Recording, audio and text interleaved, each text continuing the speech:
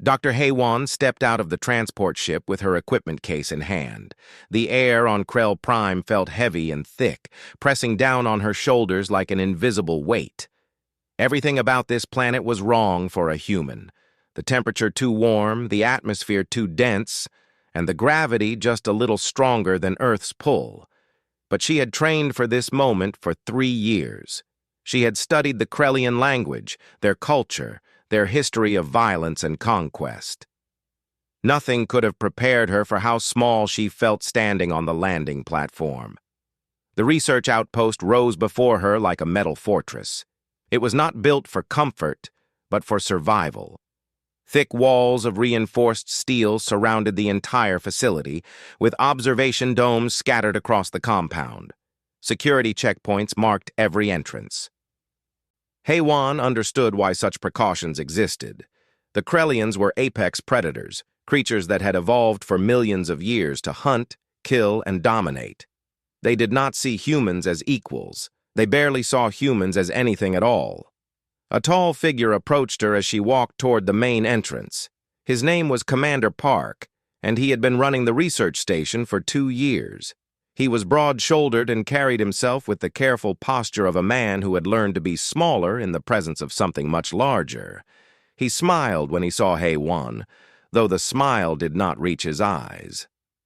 "Welcome to Krell Prime, Doctor," Park said. "I hope the journey was not too difficult." "It was fine," Haywan replied. "Though I did not expect the Krellians to allow such a large human presence here." Park's smile faded. "They do not allow it out of kindness. They allow it because we bring them technology and resources they want. That is all the Krellians understand, power and usefulness. We are useful to them, nothing more. Never make the mistake of thinking they see us as anything else." Haywan nodded. She had read the reports. She knew the statistics. But reading about something and living it were 2 different things. The first time she saw a Krellian standing 8 feet tall with rippling muscles beneath blue-gray skin and teeth like daggers, she understood what Park meant. These were not creatures that had evolved alongside humans. These were predators that made humans look like small, fragile prey animals. Her assignment was to study the juvenile Krellians, the cubs between 5 and 10 years old in Krellian years, which translated to roughly 15 to 30 in human age. The Krellian government saw little value in studying young specimens, so they allowed the research. It was perfect for Haywan's purposes. She had always believed that understanding a species meant understanding their children. Children were honest. They had not yet learned to hide their true nature. The observation dome was a large, transparent structure built into the compound. Inside, the environment mimicked Krell Prime's natural conditions. Thick vegetation grew in scattered patches. Rocks and climbing structures filled the space. And everywhere, young Krellians moved with the controlled grace of predators. They pounced on each other, tested their growing claws, and practiced the movements that would one day make them deadly hunters. At first, they ignored Haywan completely. She was beneath their notice, a small, slow, weak creature with no claws and soft skin. She could see it in their eyes when they occasionally glanced at her. They saw an animal, perhaps a pet. Certainly not a scientist or an observer worth acknowledging. But one of the cubs was different. His name was Teo, and he was bolder than the others. Where the other cubs practiced hunting moves or played among themselves, Teo watched Haywan.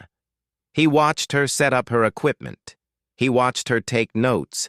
He watched her move through the dome with deliberate, careful steps. On the 3rd day, Teo approached her with his littermate Hana following close behind. "Why do you move so slowly?" Teo asked. His Krellian was sharp and quick, but his meaning was clear. Haywan had learned the language well enough to understand the words, and, more importantly, the disdain in his voice. "Because I must," Haywan said simply. "I am not as strong as you." Teo snorted. a sound like air escaping from a wounded animal. He pounced at her, not to hurt but to intimidate, his claws extended just slightly. HFY did not flinch. She had been trained for this. She remained still, showing no fear, showing no weakness.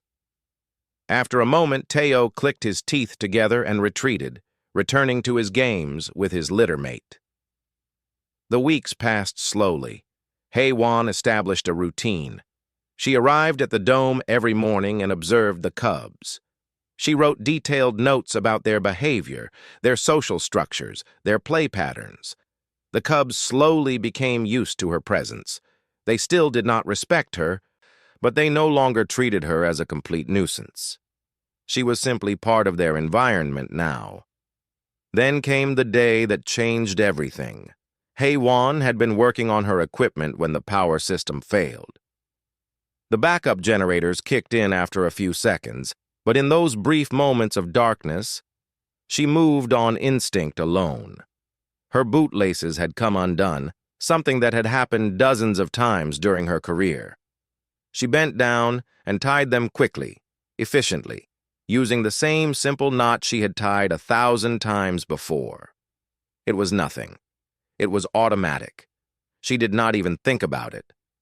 But when the lights came back on, she realized that every single cub in the dome was staring at her. Teo stood frozen, his mouth slightly open. Hana's eyes were wide. Even the cubs who had been playing on the far side of the dome had stopped moving to stare. "What?" HFY said, confused. "What did I do?" Teo approached slowly, his eyes locked on her feet. "How did you do that?" he asked quietly. HFY looked down at her boots. "Do what? Tie my laces?" "Yes," Teo said. His voice was different now, not mocking, but genuinely curious. "How did you create that shape? How did you bind it so that it holds?" HFY realized what she had done. In that moment, something had shifted. The predator cubs had seen something they did not understand. And for the first time, they were not looking at her with disdain. They were looking at her with wonder. She untied her laces and tied them again slowly, deliberately showing each movement. "It is called a knot," she said. "It is a way to bind things together using rope or string." The cubs gathered closer, mesmerized. In all their lives, they had never seen anything like it. Their claws were useful for hunting and fighting, but they lacked the fine control needed for such precise manipulation. What seemed simple to a human was impossible for them. HFY smiled. She did not know it yet, but in that single moment, she had set something in motion that would change the entire course of Krellian civilization. The next morning, HFY arrived at the observation dome to find the entire place transformed. The cubs had gathered pieces of vine, cloth strips, and flexible branches from the plants scattered throughout the space. They had piled everything in front of where HFY normally stood. It was a clear message. "Show us again. Teach us this thing you called a knot." Teo was waiting. He sat perfectly still, watching her enter. When she approached, he did not move or make any of his usual aggressive displays. Instead, he simply extended his paws forward, offering them to her. Hana did the same. Behind them, at least 15 other cubs waited with the same patient expectation. HFY felt a surge of something she had not expected to feel on this harsh alien world: purpose. She had come here to study the Krellians, to understand them, to gather data. But in this moment, she realized something much deeper was happening. These creatures, so confident in their strength and predatory nature, wanted to learn something from her. She selected a strip of cloth and held it up. "The simplest knot," she explained, speaking slowly, "is created by crossing the rope or cloth and pulling one end through the loop you have made." Teo watched with intense concentration. His claws were too sharp, his movements too rough. The first time he tried, the cloth tore. He did not react with anger. He simply took another strip and tried again. This time he was more careful, controlling the pressure of his claws. It did not work perfectly, but the shape was closer. Hana moved beside him, her approach different. Where Tayo was aggressive and forceful, Hana was gentle and curious. She took longer to observe before attempting anything. When she finally tried, her first knot was surprisingly good. Not perfect, but recognizable as the shape HFY had demonstrated. Hour after hour, HFY worked with the cubs. Some learned faster than others. Some lost patience and returned to their usual games. But most stayed. They practiced with cloth, with vine, with anything that could be bent and tied. Their claws caught and tore at first, their movements too heavy-handed. But gradually, they began to understand. They began to develop the fine control necessary to create and maintain the knots. By the time HFY left the dome that day, every single cub had successfully tied at least one knot. As she walked toward the exit, Teo called out to her. "Tomorrow?" he asked. "You will teach us more tomorrow?" HFY turned back and nodded. "Yes," she said. "Tomorrow." That night, HFY made a report to Commander Park. She showed him her notes, her observations. She explained what had happened, how the cubs had become obsessed with learning knot tying. Park read her report with a deep frown on his face. "This is unexpected," he said slowly. "The Krellians do not usually learn from us. We are beneath them. If they are suddenly interested in something you can teach them, you need to be very careful, Doctor. Change is not always welcomed in their culture." But change was already spreading through the facility. Over the following weeks, word of the knot-tying practice spread from the juvenile observation dome to other areas. Adult Krellians began to watch the cubs practicing. They did not join in immediately, pride prevented that, but they watched, and slowly, curiosity began to replace pride. One afternoon, a large adult Krellian named Seong-woo approached HFY in the dome. He was a warrior, scarred from many battles, with intelligence burning in his eyes. He did not ask permission or speak politely. He simply held out his paws and said, "Teach me." HFY did not hesitate. She taught him the basic knots first. Seong-woo learned quickly, but more importantly, he understood why the knots mattered. As he practiced, creating stronger and more complex bindings, HFY watched understanding dawn on his scarred face. "This is useful for hunting," Seong-woo said.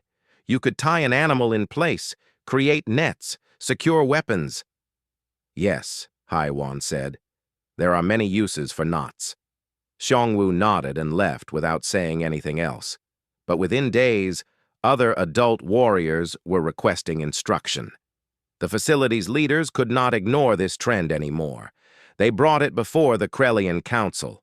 The debates were fierce. Some elder Krellians saw knot tying as a weakness, a sign that their species was abandoning the pure, predatory strength that had made them dominant.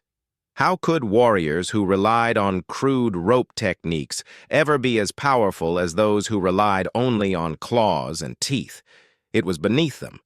It was an insult to their nature. But other voices rose in opposition. Knots, they argued, represented strategy and intelligence. Strength without intelligence was not superiority, it was merely brutality. The ability to learn and adapt, to take knowledge from any source and make it useful, that was true Krellian strength. That was what had made them dominate their planet. The arguments grew heated. The council divided into two camps, traditionalists who rejected the practice and progressives who embraced it. But the cubs did not care about the arguments. They simply continued to practice, to learn, to improve their skills. And the younger adult warriors, watching the cubs succeed, began to practice as well. HFY watched this cultural shift with fascination and concern. She had not intended to change Krellian society. She had simply shown them something she could do. But like throwing a stone into a still pond, the ripples spread outward, touching everything. Teo became the informal leader of the knot-tying movement. He was naturally gifted. his claws becoming more controlled and precise with each passing day. He developed new knot patterns by experimenting with different approaches. Within a month, he could tie knots that HFY herself had to study carefully to understand. One evening, as HFY was preparing to leave the dome, Teo approached her again. But this time, his eyes held something new. Not just curiosity anymore, but respect. He extended his paw to her, the Krellian gesture of acknowledgement between equals. "You have given us something valuable," Teo said. His voice was deeper now, more mature. "I do not understand why the Council fights about this. To me, it is simple. You showed us something we could not do ourselves. Now we can do it. This makes us stronger, not weaker." HFY reached out and gently touched his paw with her hand.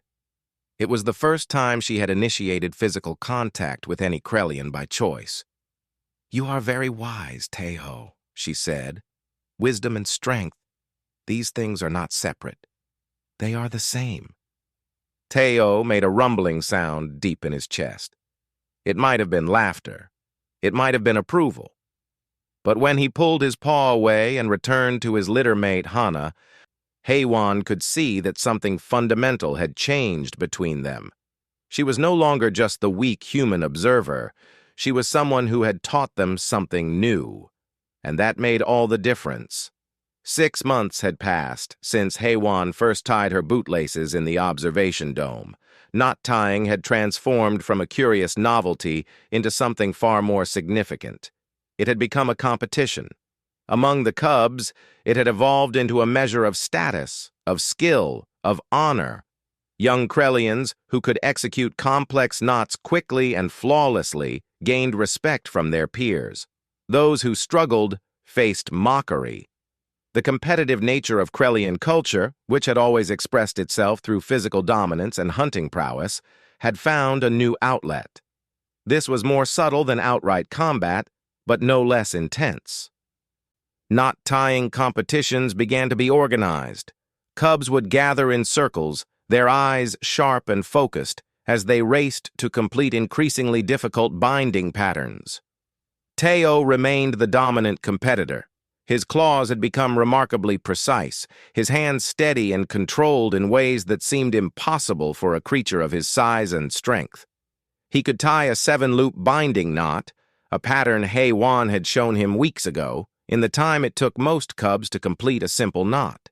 He had invented his own patterns, combinations of movements that other cubs tried desperately to copy but could never quite match. But success bred rivals. Among the young warriors, one cub began to match Teo's skill. His name was Min Sok, and he came from a different family line. Where Teo approached knot tying with what HFY would have called artistry, Min Sok approached it with pure calculation. He studied each knot until he understood not just how to tie it, but why it worked. Then he executed it with mechanical perfection. The two cubs did not like each other. This became apparent during the youth council meetings, where the most talented young warriors were given a voice in discussing the future of their species. Teo argued that knot tying should be integrated into their hunting practices, used to trap and secure prey. Min Seok argued that it should be formalized into their military training, taught to all warriors as a mandatory skill. Their disagreements were fierce. They attacked each other's ideas with the same intensity that their ancestors had used in physical combat. The council watched with interest. This was how Krellian society worked, through strength, determination, and the clash of strong personalities. HFY watched from her observation post, documenting everything.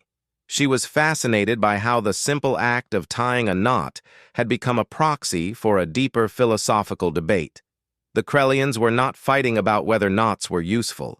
They were fighting about identity. What did it mean to be Krellian?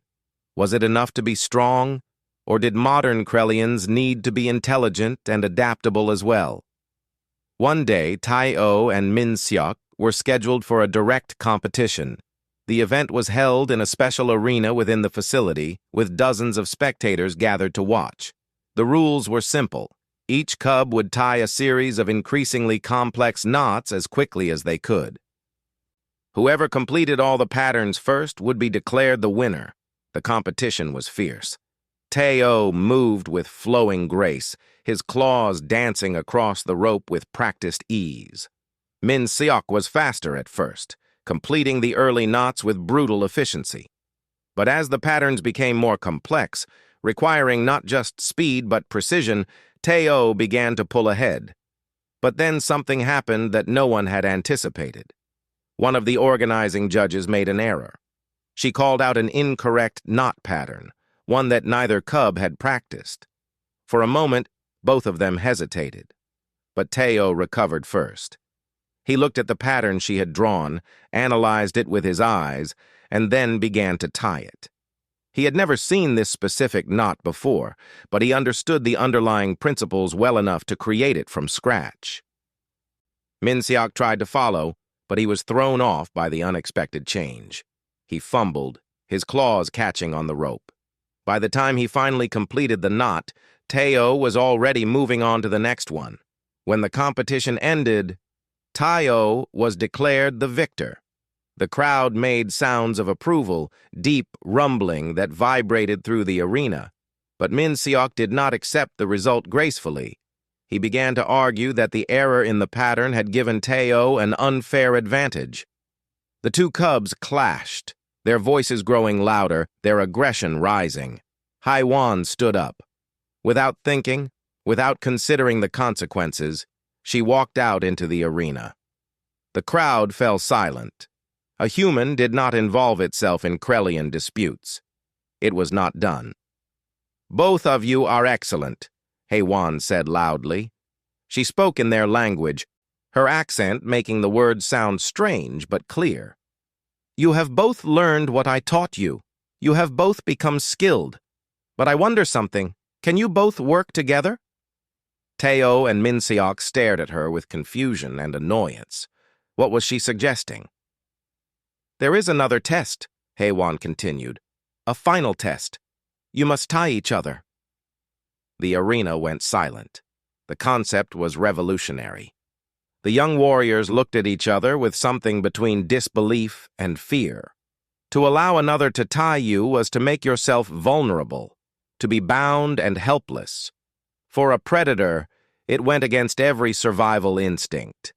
But the Krellian Council, watching from their elevated platform, saw something in the idea. They saw what HFY was trying to show them, that true confidence and true strength meant trusting others. It meant being willing to be vulnerable with someone you respected. "The girl suggests something interesting," one of the council elders said.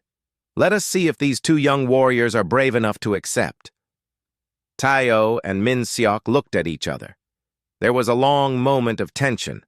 Then Teo extended his forearms to Min Seok. "Tie me," he said simply. The crowd gasped.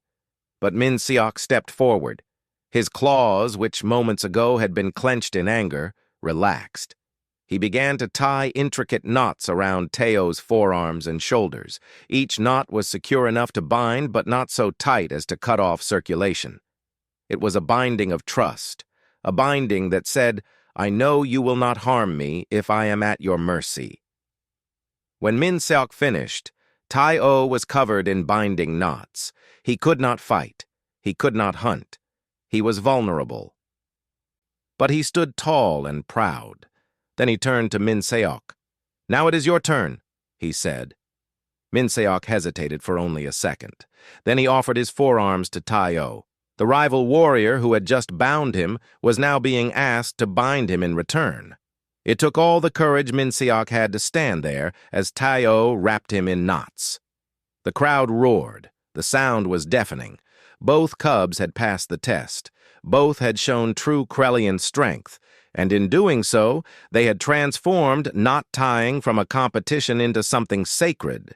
They had shown that it represented not weakness or human contamination, but the highest expression of Krellian honor, the willingness to trust another warrior so completely that you would allow yourself to be bound.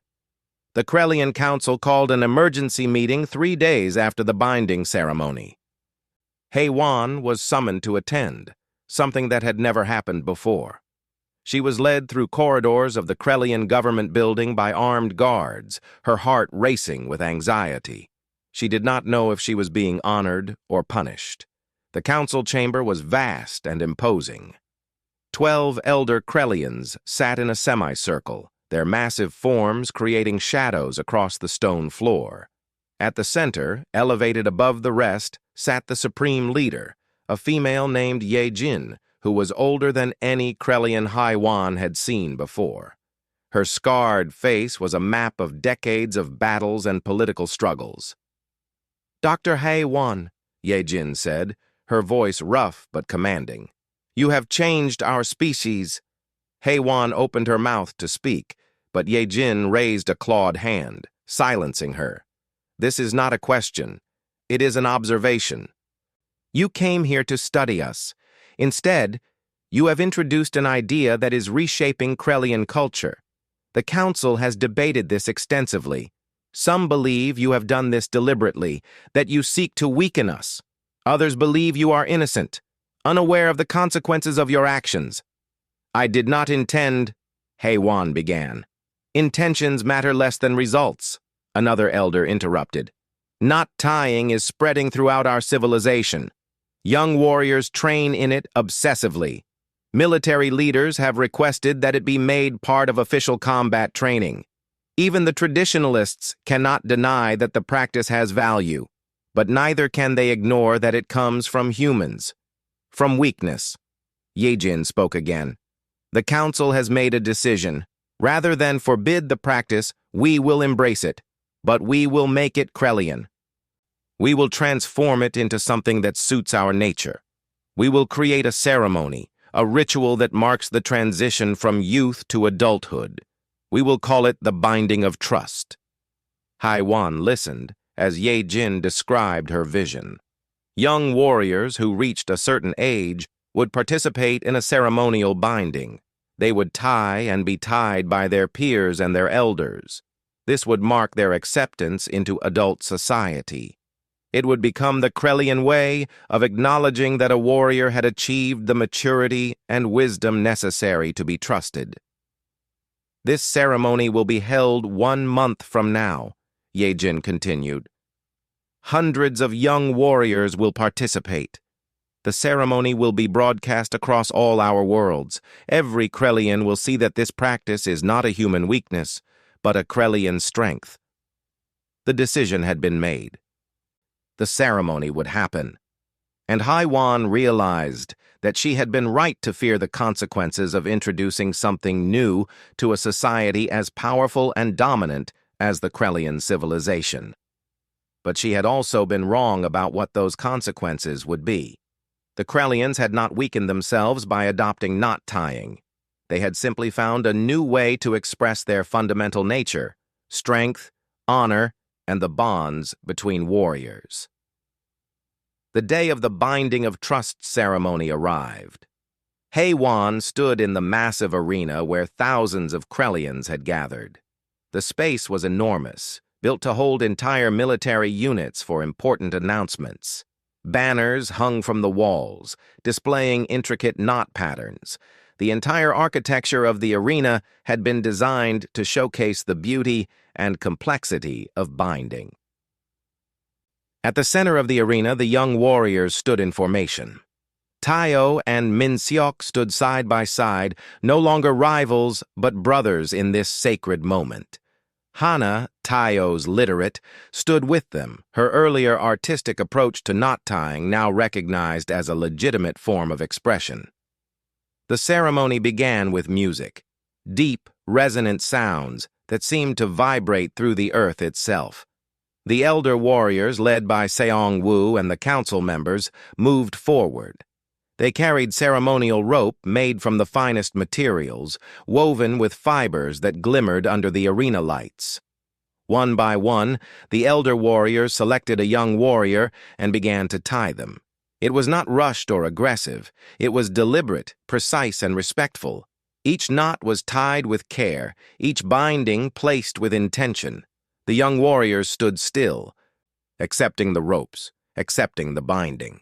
As each warrior was bound, the crowd made sounds of approval. When it was Teo's turn, Ye-Jin herself came forward. The supreme leader took the ceremonial rope in her powerful claws and began to tie Teo with the patterns he had learned and perfected. As she worked, she spoke words in the ancient Krellian language, words of blessing and acceptance. When she finished, Teo was covered in intricate bindings that represented everything the Krellians valued. Strength bound to intelligence, ferocity bound to control, individual warriors bound together as one civilization. After every young warrior had been bound, the second phase of the ceremony began. The bound warriors had to untie themselves, but they could not do it alone. They had to work in pairs, using their teeth and what free movement they could achieve to carefully unbind their partners. This showed that even when restricted, they could still function. More importantly, it showed that warriors helped each other, that they worked together toward common goals. The arena filled with focused Krellians working in pairs, carefully removing the ceremonial bindings. It took hours, but no one left. No one complained. They were part of something sacred now, something that defined what it meant to be Krellian. Heywan watched from her position of honor, given a seat with the council members themselves. She felt the weight of what she had done. She had come here with no intention of changing an entire civilization. Yet somehow, through a simple knot tied to secure her bootlaces, she had helped reshape Krellian society. When the ceremony finally ended, the young warriors stood free but forever changed. They were no longer simply predators or hunters. They were members of a civilization that valued trust, intelligence, and cooperation. They were Krellians who understood that true strength sometimes meant accepting vulnerability. That night, there was celebration throughout the arena. Warriors gathered in smaller groups, practicing new knot patterns, sharing variations and improvements. The traditionalists who had opposed the practice were conspicuously absent, but no one spoke of them. In Krellian culture, those who could not adapt to change were simply left behind. Teo found Heywan as she was preparing to leave.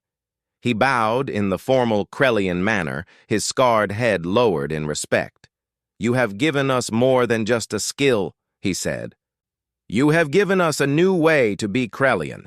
My children will learn knot tying before they learn to hunt. It will be part of who they are. And when people ask them where this comes from, they will say it comes from the human who saw what we could be, not just what we were." Heywan felt something warm in her chest. She had come here to study the Krellians. She had found something much greater, a partner civilization that was willing to grow and change, to take an idea and make it their own, transforming it into something that fit their nature perfectly. 2 years had passed since the binding of trust ceremony became official Krellian ritual. Knot tying was now taught to every young warrior from the moment they could hold rope in their claws. Military academies had entire departments dedicated to advanced binding techniques. The practice had spread to other Krellian worlds, becoming a unifying cultural element across their entire civilization. But not everyone approved of the changes. In the shadow of the celebration and progress, a resistance movement had formed. It was led by an elder warrior named Rethkor, one of the traditionalists who had opposed the practice from the beginning. Rethkor was old, scarred, and dangerous. He had fought in more wars than most Krellians could count, and he believed that the adoption of human techniques had weakened his species. Rethkor did not openly challenge the council. He was too intelligent for that. Instead, he gathered followers quietly, warriors who shared his fear that Krellian culture was being diluted. He gave speeches about the old days, when Krellians relied only on their claws and strength. He painted a picture of a future where Krellians would become dependent on these human tricks, where they would lose their essential nature. Many listened, not because Rethkor was right, but because change is always frightening. Some older warriors felt threatened by the younger generation's quick adoption of new methods. Some traditionalists genuinely believed that discarding pure predatory instinct made them weaker. Teo, now in his early adulthood and increasingly involved in council decisions, recognized the danger. But he was cautious. Direct confrontation with Rethkor could split the civilization. Rethkor had powerful supporters, and forcing the issue could create civil conflict. Then something happened that changed everything. A critical device called the medical binding apparatus began experiencing failures. This machine used precise knotwork principles to perform delicate surgical procedures. Knots were tied automatically by the device's systems to hold tissue in place during operations. When the apparatus failed, it would fail catastrophically, creating knots so tight that they would cut off circulation and kill the patient. 3 warriors died in surgery when the apparatus malfunctioned. 3 more were severely injured. The council demanded an investigation. They brought in technical experts from across the Krellian worlds. For weeks, no one could find the cause. But Teo suspected sabotage. He came to Haiwan with his concern, asking her to help him investigate. Together, they examined the apparatus carefully, looking at every circuit, every component, every system. Haiwan's human perspective proved valuable. She noticed something the Krellian engineers had overlooked: deliberate damage to the apparatus's programming. Someone had purposely modified the knot-tying sequences to make them lethal. When they brought their findings to the council, Yejin immediately called for a wider investigation. They began to look at the apparatus more carefully, examining not just the machine, but everyone who had access to it. The evidence slowly accumulated. The modifications had been made by a technician, but that technician had been working on orders from someone higher up. The orders led directly to Rethkor. When confronted, Rethkor did not deny it. He stood before the council with his head held high and admitted that yes, he had sabotaged the apparatus. He had done it to show that knot tying was dangerous, that it led to the creation of machines that could kill. He had done it to prove that the old ways were better. The fact that Krellian warriors had died in his efforts to make his point seemed to mean nothing to him. This was the moment when the traditionalist resistance lost all moral authority. They had been willing to kill their own people to prevent change. The council voted unanimously for Rethkor's exile. He would be removed from Krellian society and exiled to a distant moon where he could do no harm. His supporters, facing the evidence of sabotage and murder, mostly recanted. Some disappeared quietly. A few, like Rethkor, refused to accept the council's decision and were exiled with him. But before Rethkor was removed, Teo asked for a final confrontation. He wanted to present the evidence of sabotage not in a council meeting, but in a public demonstration, and he wanted to do it using knots. The arena was packed for this presentation. Teo stood before thousands of Krellians with pieces of rope and a detailed diagram showing how the apparatus had been sabotaged. He used knots to demonstrate the concept, showing how each modification to the apparatus's programming translated into changes in the binding patterns. He showed how slight variations in knot tightness could be catastrophic for a living organism. As he worked through the presentation, pulling different pieces of rope tight and loose to illustrate his points, something remarkable happened. The Krellians understood. They could see, through the visual language of knots, exactly how Rethkor had caused the deaths. They could understand the engineering principles not through abstract discussion, but through the concrete, tactile demonstration of the binding patterns. When Teo finished his presentation, he held up the final rope, a simple knot tied very carefully.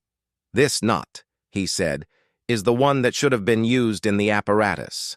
This one keeps a patient alive, but Rethkor changed it to this one."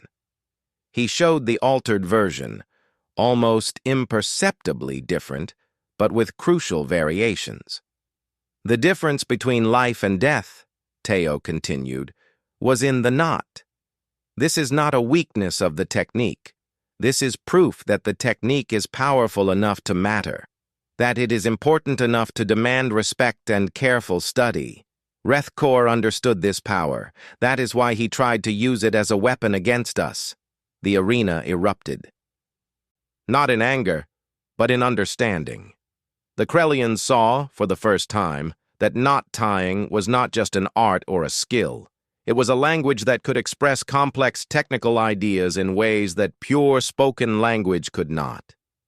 The vote to exile Rethkor became a vote of unity. Even some of the traditionalists voted for it, unable to defend the killing of their own species in the name of cultural purity. After the vote, Tayo approached Taiwan. He had asked her to sit with the council during the presentation, honoring her role in the discovery. As he reached her, he took her hand in his large paw, a gesture of absolute respect and partnership. "Thank you," he said simply. "You helped me see what Rethkor was planning. Without you, more would have died." Heywan shook her head. "No," she said. "You solved this. You made the knots tell their story. I only helped you look. The intelligence, the wisdom, that was all you, Teo." Teo made the rumbling sound of laughter. "You are still modest," he said. "But the knots themselves tell the truth, do they not? They record what we need to know if we only know how to read them." In that moment, Heywan understood what had truly happened. She had taught the Krellians a simple technique, but they had transformed it into something far greater, a language, a philosophy, a way of expressing the truth about their civilization. What had started as a solution to cultural resistance had become proof of why knot tying mattered. The Krellians had not weakened themselves by adopting the practice. They had strengthened themselves by proving that they could understand and improve upon it in ways that even Haiwan had not anticipated.